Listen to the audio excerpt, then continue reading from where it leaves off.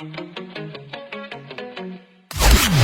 to go far in business and in life? You can't do it alone. The secret is expanding your network of personal relationships, building friendships, connecting on an intimate level, away from the office, over a coffee or cocktail. Welcome to All In with the real Nate Payo. The show that asks what happens when you go all in and leverage the power of your network of personal relationships.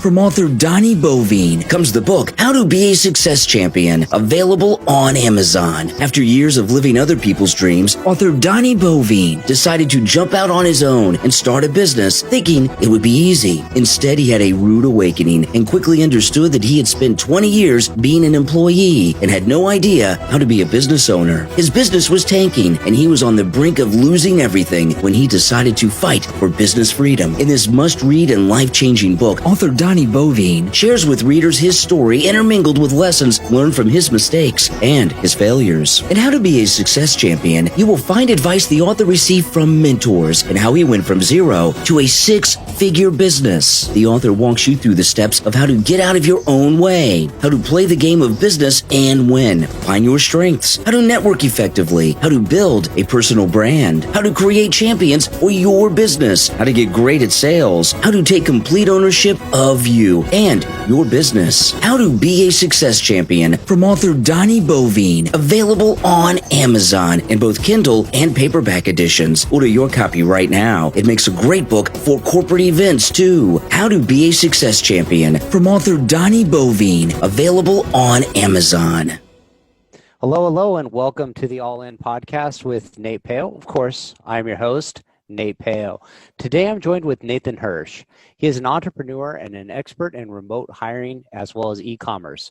Most recently, Nathan co-founded freeup.com in 2015 with an initial $5,000 investment and scaled it to $25 million per year in revenue. He was then acquired in 2019. Today, Nathan is a co-founder of OutsourceSchool, a company working to educate entrepreneurs on how to effectively hire and scale with virtual assistants through in-depth courses. Nathan has appeared on 300 plus podcasts, is a social media personality, and he loves sharing advice on scaling remote businesses. Welcome to the show, Nathan. How are you? Yeah, thanks so much for having me. It should be a lot of fun. It should be, and we have good first names, so we're in that good space already. So you've done stuff I think a lot of people always, try to strive to do, which is become an entrepreneur, become a founder, create a business, and have an exit. What led you to this idea of starting entrepreneurship, starting a business that focused on FreeUp, which is a website that helps you connect to virtual assistants, correct? So Right. Can you talk a little bit about this journey of why you even chose to start it and how building a business, impacted your life?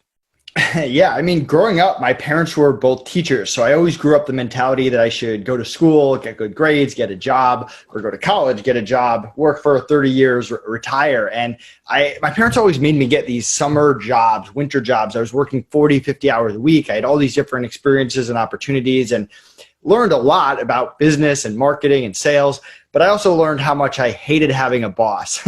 So by the time I got to college, I kind of looked at it in this perspective. I was like, hey, I'll get a degree. I'll have that in my back pocket. I'm paying for college. I'll get good grades, but I'm going to try to start a business while I'm here. And I'm going to look at college as a 4-year ticking clock that I'm going to try to have a business by the time I graduate. And so I started hustling and buying and selling people's textbooks, competing with my school bookstore, offering more money than the bookstore. And that went really well. Before I knew it, I had lines out the door of people trying to sell me their books, to the point where I got a cease and desist letter from my college telling me to knock it off. So that was my first glimpse into being an entrepreneur. And I had sold these books on Amazon. This was 2008, 2009. And I just thought it was so cool. I could have this 24/7 Amazon storefront. And so I started experimenting and tried tons and tons of different products before finally coming across baby products and getting really good at selling baby products on Amazon. And when I say really good, imagine me as a college guy, single college guy with more hair, selling millions of dollars of baby products out of my college dorm room. It was a really wild time. And I had to start hiring. I was getting stressed out. I was doing all this work myself. So I turned to college kids, and they quickly proved to be unreliable, smoking, drinking on the job, oversleeping for shifts. And a buddy of mine told me about the remote hiring space, virtual assistants, Upwork, Fiverr, I think it was Odesk at the time. And I hired my first VA and then my second VA and my third VA. And I learned a lot, and I started building up good systems, good processes to have better experiences, interviewing, onboarding, training, and managing, a lot of what we teach at OutsourceSchool now. But I didn't like those platforms. It just took forever to post a job, get 100 applicants, interview them one by one.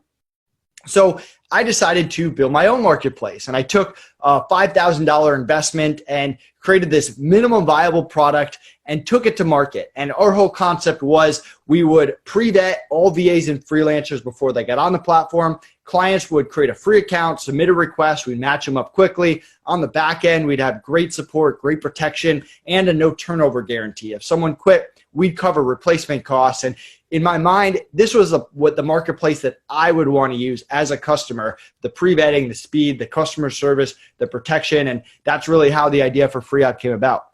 Yeah, I remember about the time you were saying you were creating these Amazon stores. That was about the time I probably read Tim Ferriss's book, The 4-Hour Workweek. And that was kind of like this revolutionary idea of you could use VAs to help you with a lot of stuff. And he recommended, I think it was going to Elance, which is Upwork now, right? And I remember going on there a few times, and I've used them in the past. I've had good experience and bad experience, but a lot of the times you post a job and you get hundreds of applicants, and you're like, oh, who's good? And the pricing ranges from like a nickel to like $100, and you're like, it's so all over the spectrum. It's like, how do you know who's any good? And then the reviews are so. And a lot of times I would pay somebody to do something, and then I would get kind of like frustrated because it really didn't turn out that great. And then like you try to get the corrections made, and you're just like, yeah, this is frustrating. Then I end up doing it myself. And so I totally see how it could be hard to manage that process. And hiring people is difficult in general, right? Whether you're hiring somebody virtually or in person, I guess a lot of times we expect them to know what to do, what to accomplish, and what our expectations are without really giving them a chance. And to add a remote factor onto that, or they're a lot of times working different time zones, now you're just completely not interacting with them on a regular basis. So it's hard to really set expectations and really train somebody to do what you want. So I think what you were up to definitely filled a need, probably still fills a need for sure. And there's a ton of learning to do when you bring new employees on, especially if you've never done it before. Yeah, absolutely. And I have a great relationship with the new owners at FreeUp. I still hire from FreeUp. So again, I built a platform for what I wanted, but I'm in the mentality that you can go to FreeUp and get a really great VA, but if you don't know what to do with them after the fact, it only does you so much good. And that's why when we sold FreeUp, people started asking if we could teach them our system, our process. And that's really when the idea of OutsourceSchool came about. Yeah, I was going to say, after you sold the business, what was your initial thoughts of what you were going to do next, and how were you going to, stay busy?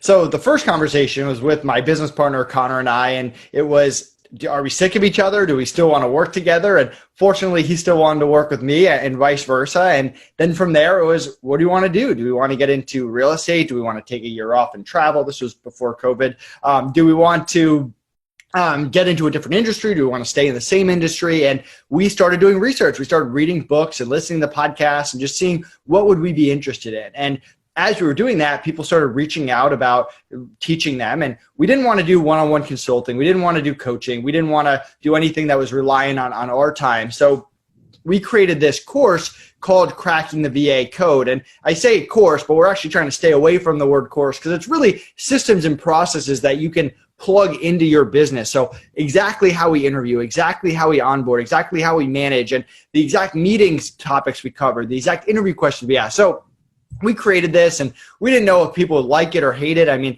just because we sell a company doesn't mean every idea we come up with going forward is going to be a good one. So we took it to market. We actually launched the week of COVID, which was terrible timing. And people fortunately really liked it. And we had a lot of people sign up. And the people that did, once they learned the fundamentals, they wanted more. They wanted to know how we got on podcasts, how we do lead generation, how we do bookkeeping. So we started releasing all these different formulas and playbooks. We call formula stuff that's a lot of videos. We call playbook stuff that's more PDF and step-by-step.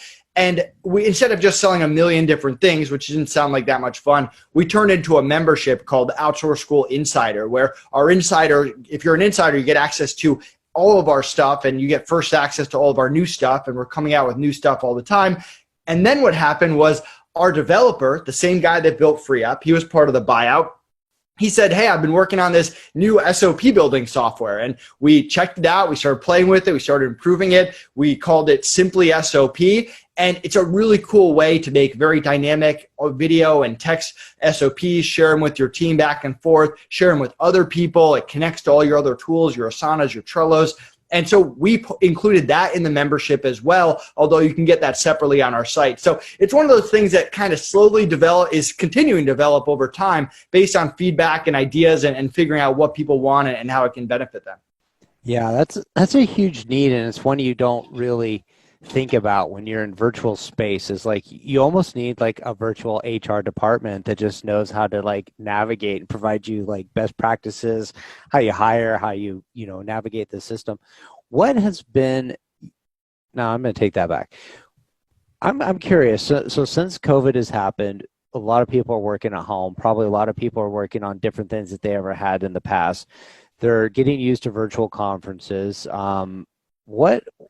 What's the future of virtual assistants look like? Are we moving into a place where you're just constantly going to be picking up gig work, or, in traditional businesses, employees working under brick and mortar, roofs continues, or what do you see kind of happening? Yeah, I mean, I think before COVID, we were going in that direction. I mean, look at all the gig economy businesses, the Ubers, the DoorDash delivery. I mean, people want flexibility on both sides. It's good for the business owner and it's good for the VA, the freelancer, the agencies. People are able to start online businesses. They're able to be self-employed. They're able to have multiple revenue streams. And I think COVID just kind of sped all this up, because a lot of people that thought their 9-to-5 jobs were secure now realize it's not as secure as they thought it was. And so they're kind of seeing the benefit of having multiple clients. And a lot of people on the client side who thought they needed offices and their business would collapse if they didn't have office space and overhead are now realizing they can run their business remote, and it actually makes them more flexible and has a lot of benefits. So I think it's just going more and more in that direction. I would agree. I think that there's a lot of benefits on both sides of the equation for the employer and the employee, because right now wherever you live, if you work somewhere and you live somewhere, you're trading dollars for time, right? So I live in California. California is known for its long commutes. So if you want to attract the best talent, usually your office has a high dollar zip code. And if you want to work for the best places, that's where you got to go to work. And depending on where you're at in your career, most people can't afford to live in that zip code. So this is where I would say you're trading dollars for time. You go and you say, how far will I be willing to drive to get to work and afford a place that I can feel comfortable in living, paying the right price for the right size, for the right location, the right schools, and all those other things. And so you go and you look at it and you go, now that everybody's working virtually, is that thing really, really necessary? Now, if I want to trade dollars for time, my time is instantaneous. I can work where I don't have to commute. So I might have chosen to live an hour and a half from my job because that's about as far away as I could go and like my commute and live in the house I wanted to live in. Well, now I could live 600 miles, 6 hours, 60 hours from my work, but I can get there instantaneously. I don't have to choose to live there. And vice versa. Like if you're in downtown San Francisco, because that's where all the engineers are, that's where all the top talent lives and wants to work at, you say, well, I don't have to have that high dollar rent. I can move my office space into like Reno, Nevada. And now all these people that live in San Francisco, they could still choose to live in San Francisco because that's where they love to work and whatever, and they can commute virtually. So I think on both ends, there's an opportunity for people to find a better value, better flexibility between where the office is and where people are working from, for sure. Yeah, completely agree. So 300 podcasts, that's a lot. How long did it take you to get onto 300 podcasts? So first of all, I always tell entrepreneurs, if you're not going on one podcast a week, you're really missing out. And we have a formula called the podcast outreach formula, which shows the exact process my VA does to get you on podcasts. But the reason is that it's great for networking. It's great for a snowballing effect that leads to better podcasts, better opportunities, speaking engagements. It's good for SEO and backlinks. It's good for just getting in front of thousands of people at once and brand awareness. And at first, I went a little crazy. I remember a week last year, or maybe it was 2 years ago, where I went on 5 podcasts a day for 5 days in a row. And that was crazy. And after that, I vowed I'd never do it again. And this year, and especially since I sold FreeUp, we made a rule, and me and my VA have a rule, no more than 1 podcast a day, Monday through Friday. So every day I do a podcast, usually between 11 and 2. Sometimes there's exceptions. But just that 1 podcast every single day. And some of them are short, 10 minutes. Some of them are long, an hour. But doing that consistently really helps grow your brand. It's a big part of your organic marketing blueprint. And anything you do in ads or sponsorships or anything else, it's just going to complement it. So I'm a big proponent of going on podcasts. There's so many niche podcasts these days, and I strongly recommend doing it for anyone who's not. And I mean, it's a great way to get your business off the ground and to scale your business as well. It's funny you say that, because there was I was kind of a bit miffed at this, but there's this gentleman, and he recently got a significant amount of investment in his startup business.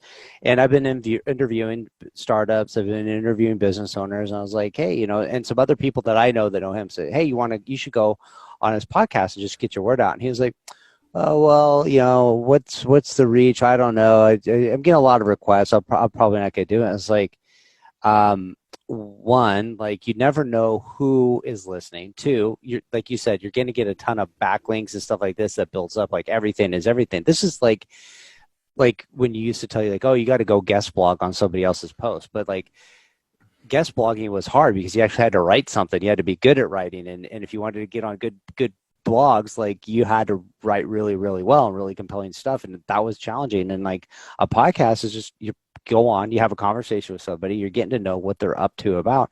I was just kind of like, I think you're missing the opportunity there of what the podcast allows you to do. But hosting podcasts is another thing that's really cool, is that you get to connect with people you might not have had a chance to meet under other circumstances. You're constantly engaging and networking, and then that leads to other conversations down the road. So I think without it, like, you're missing a huge piece of the pie.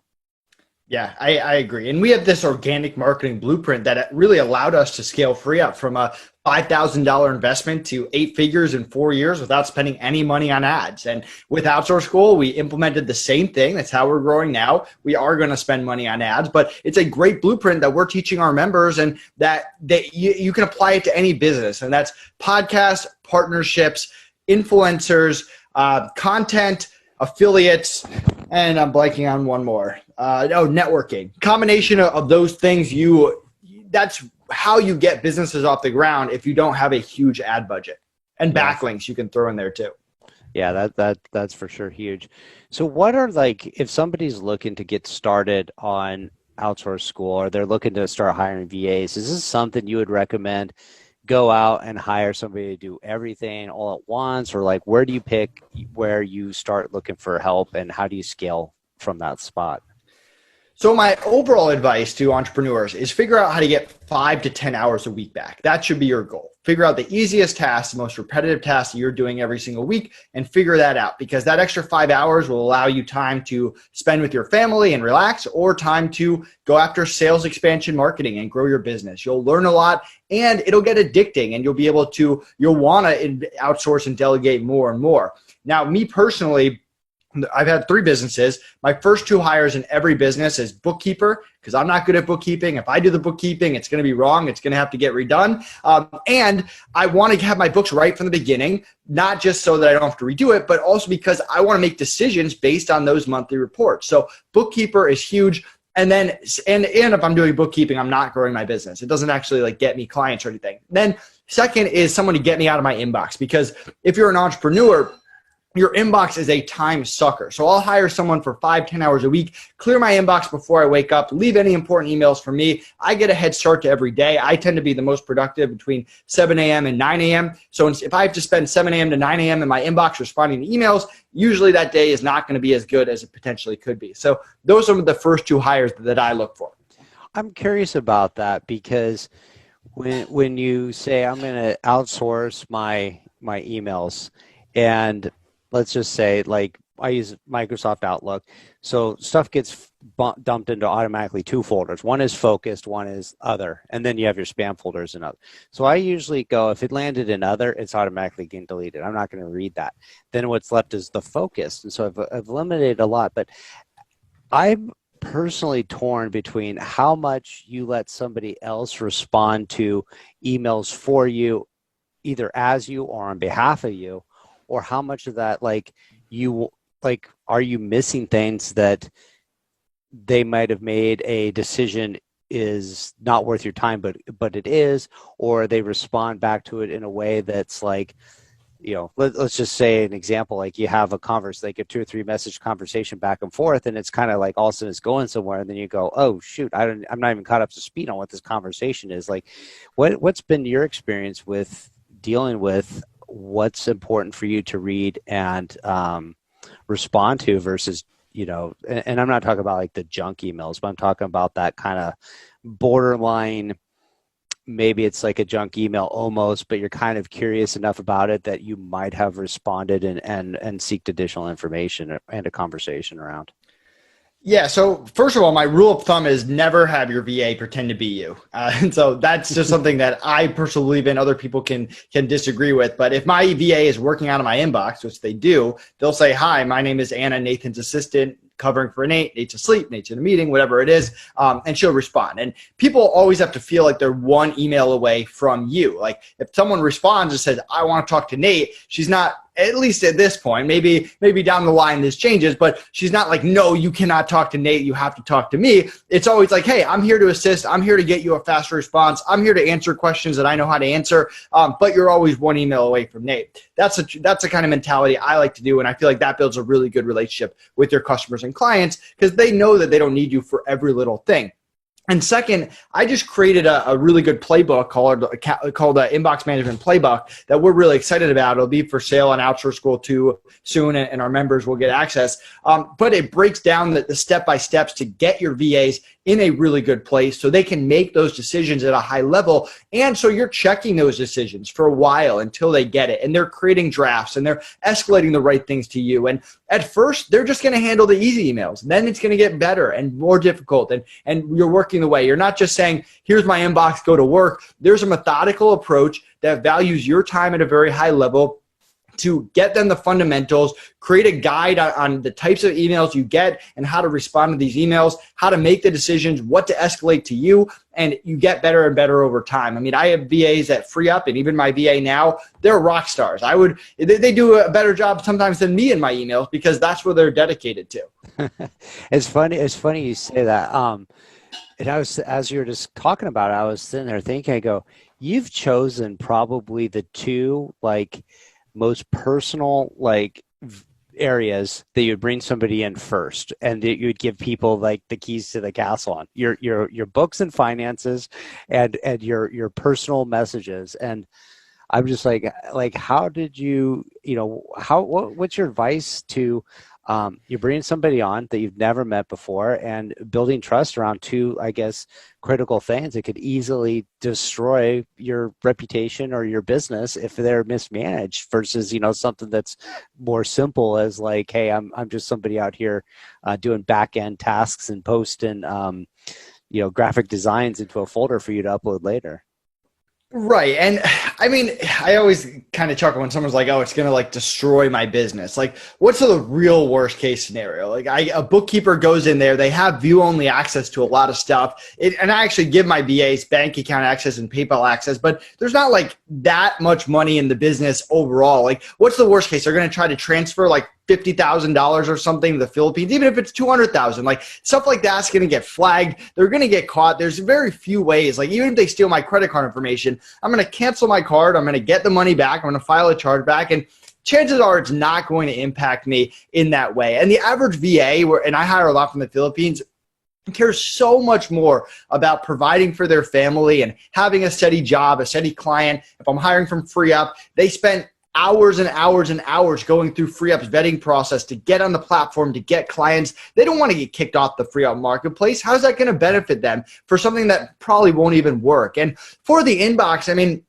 again, like if you're building real relationships with your clients and your VA gets mad at you or something and like fires off an email to them, you hop on the phone, you apologize. I think people have been in situations probably themselves where they've made a bad hire, and you make it right. And honestly, I've been hiring VAs for 10 years now, and nothing close to that has ever happened. And I know there's horror stories out there, but usually those horror stories come down to the person not treating the VA well, not building a relationship with them, not giving them more and more access over time, and not doing the smart things like that. And I think a lot of people get caught up in like the NDAs and stuff, but are you really going to chase someone across the Philippines over a piece of paper? Probably not. The real way to protect your business is to build a relationship with the people that you're working with, create a win-win environment where they're winning by being your VA, you're winning by having a really good VA. And I've fired people and they didn't want to hurt me, and people have quit on me and I didn't want to hurt them, and stuff like that happens because you build a relationship and you have that element of trust. But if you are always in the mentality that this is my inbox, no one else can get in, this is my numbers, no one else can touch it, like you can't scale a business that way. At some point you have to open up and trust other people. Mm-hmm. And I think, it's true no matter where you hire anybody from. Like I know people that have had pretty successful businesses that a family member was running the books, and the family member embezzled a bunch of money and caused the business to fail. I mean, even if you hire someone to sit right next to you, there's still a chance they do something stupid and jeopardize your business. Yeah, for sure. So I'm sure you get asked this a lot, and it's probably a controversial subject around hiring VAs, but the idea of you're outsourcing employees from another country at a lower rate than what somebody might make in the market you work in. What's been your experience around, I guess, I get pay amounts or equal pay versus where they live, and or sending jobs across the country, out of the country, or hiring, sweatshop labor? Like what are the things that you've been accused of, and what is your response to, answer that?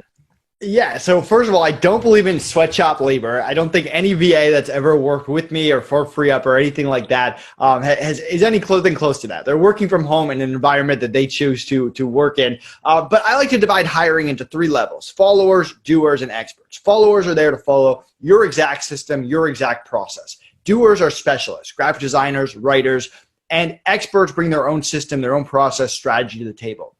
For the doers and the experts, hire US or non-US. There's plenty of good doers and experts out there.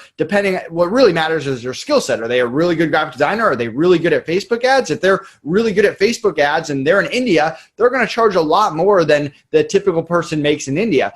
But at the same time, I don't recommend hiring US followers because you can get the same amount of work done at a very high level outside of the US. And with that said, I firmly believe that we are a world as a whole. And if you are complaining about stuff that's going on in the US, for example, let's say with COVID, imagine what it's like being in a third world country. A lot of us can't imagine that. So you're providing opportunities to people who have long commutes, who don't have great jobs around them, who have large families and have benefits from working from home. And one of the cool things for working at FreeUp was people showing me their houses, their cars, stuff they were able to buy for that money that they wouldn't have had the opportunity to do, things that provide for their family. So yes, you could say, hey, making $5 an hour, but the minimum wage in the Philippines is $12 a day. So they're making so much more with so much more flexibility, with being able to be around their family, spend time with their kids, than they ever would at a job there.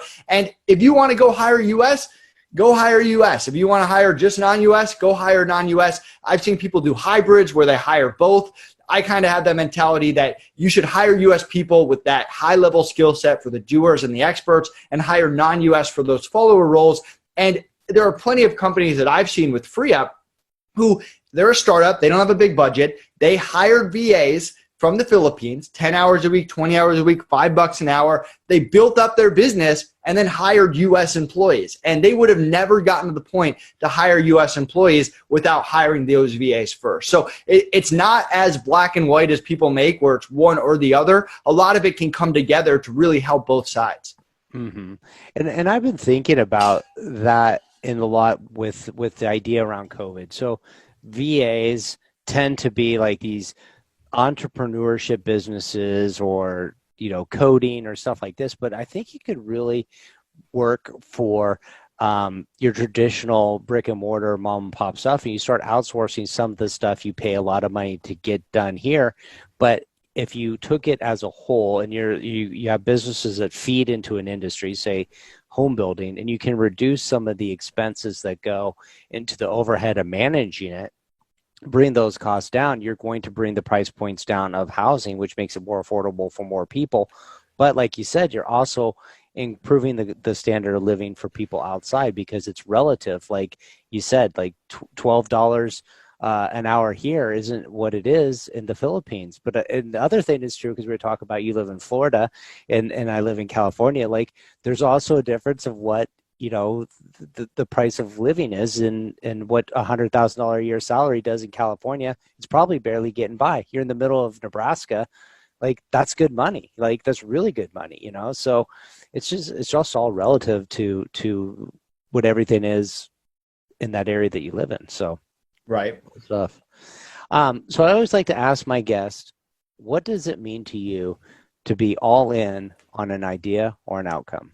I mean, I'm like the definition of all in. Like a lot of entrepreneurs have all these businesses going on the side. I for whatever reason, I tend to focus on one business at a time. And I always grew up with the mentality of work hard, play hard, that my mom's been saying that to me since I was little. So when I'm playing sports, I'm going all out. When I'm with my friends, I'm having a blast there. When I'm working, I'm doing everything to grow it. And to me, it's fun. And it's just a way to live life. And I tend to be a fast talking, high energy, intense person anyway. So it's kind of my natural personality.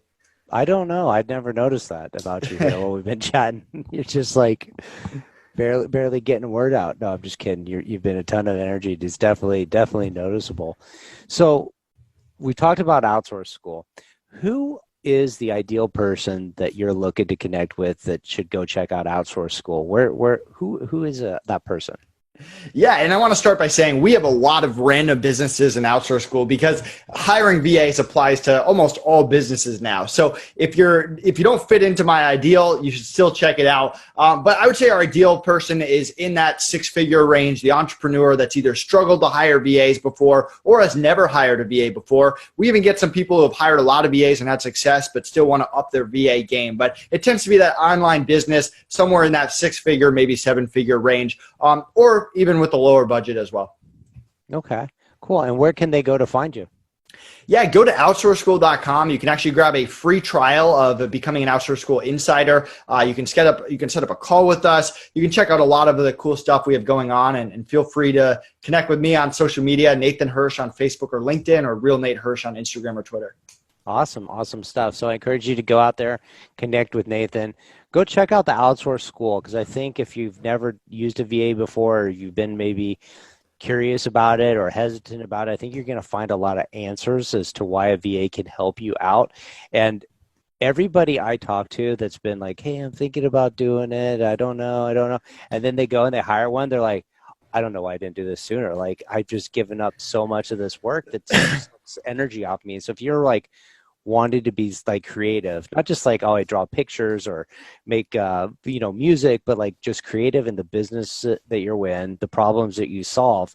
Get rid of the stuff that just drains your energy and sucks it out from you, and put that to somebody else that knows what they're doing, and start there. So I encourage you to go check out Nathan, say hi, and let him know where you heard about him from. So appreciate you coming on the show, Nathan. Thanks for having me. Thank you. Make sure to visit our website, therealnatepeo.com, where you can subscribe to the show on iTunes, so you'll never miss an episode of All In. While you're at it, if you found value, we'd appreciate a rating on iTunes, or if simply tell 2 friends about the show. Looking to connect? You can find Nate Peo on LinkedIn or Instagram.